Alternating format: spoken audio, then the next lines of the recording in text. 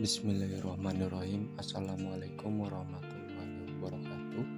Perkenalkan, nama saya Uttam Kurniawan dari Prodi Administrasi Pendidikan semester 6. Baik, saya di sini akan menjelaskan materi tentang perencanaan strategis lembaga pendidikan non-formal.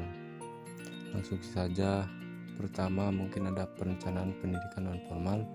Pada dasarnya, perencanaan merupakan bagian dari manajemen.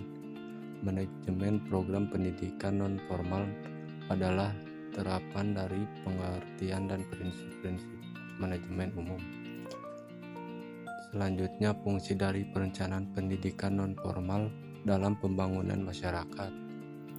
Ada 2 poin. Yang pertama, menyusun rangkaian tindakan penyelenggaraan PNV yang sistematis dalam mencapai tujuan organisasi dan lembaga pendidikan non-formal. Yang kedua, upaya untuk mengoptimalkan pengguna sumber daya secara efektif dan efisien untuk mencapai tujuan yang telah ditetapkan. Selanjutnya, langkah-langkah dalam merencanakan penyelenggaraan pendidikan non-formal. Yang pertama, melakukan studi kelayakan. Yang kedua, analisis studi kelayakan. Yang ketiga, menetapkan daerah pengembangan. Yang terakhir, menentukan populasi sasaran. Selanjutnya, penyelenggaraan pendidikan non-formal. Dasar penyelenggaraan pendidikan non-formal dari segi kesejahteraan tidak bisa lepas dari 5 aspek, yaitu yang pertama, aspek pelestarian budaya. Kedua, aspek teoritis. Yang ketiga, dasar pijakan. Yang keempat, aspek kebutuhan terhadap pendidikan. Yang kelima, keterbatasan lembaga pendidikan sekolah. Pengaturan pelaksana sumber belajar dan evaluasi penyelenggaraan pendidikan non-formal. Selanjutnya, pengertian pengaturan pelaksana. Usman 2002 mengemukakan pengaturan pelaksanaan sebagai evaluasi dan pelaksanaan adalah perluasan aktivitas yang saling menyesuaikan. Jadi, pengaturan pelaksanaan merupakan aktivitas atau usaha-usaha yang dilaksanakan untuk melaksanakan semua rencana dan kebijakan yang telah dirumuskan dan ditetapkan dengan dilengkapi segala kebutuhan alat-alat yang diperlukan, siap yang melaksanakan, di mana tempat pelaksanaannya, mulai, dan bagaimana cara yang harus dilaksanakannya.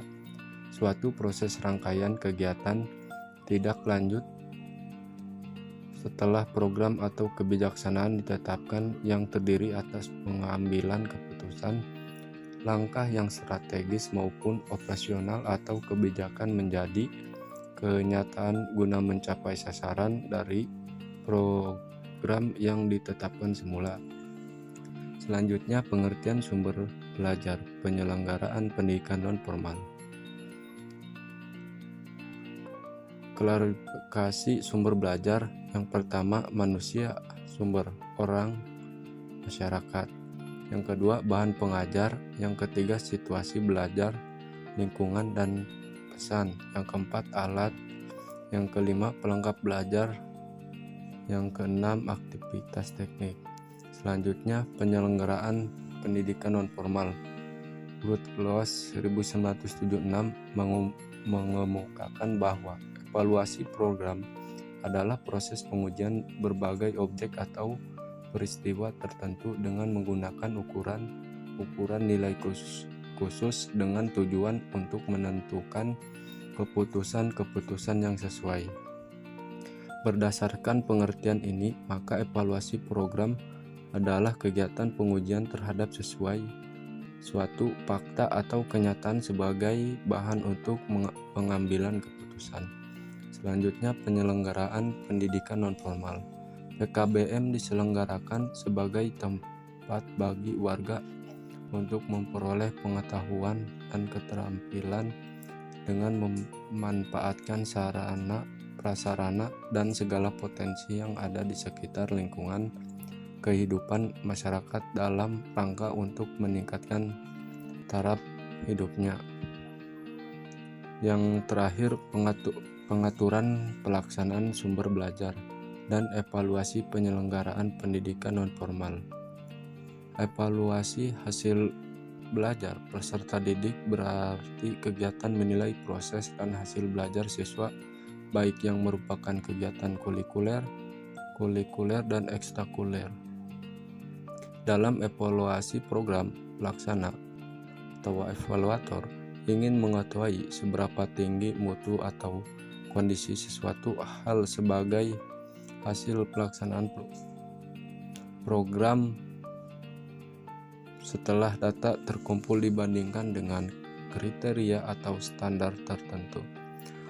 Mungkin itu saja dari saya, kurang lebihnya mohon maaf. Billahi fisabilillah, astabaqul khairat. Assalamualaikum warahmatullahi wabarakatuh. Terima kasih.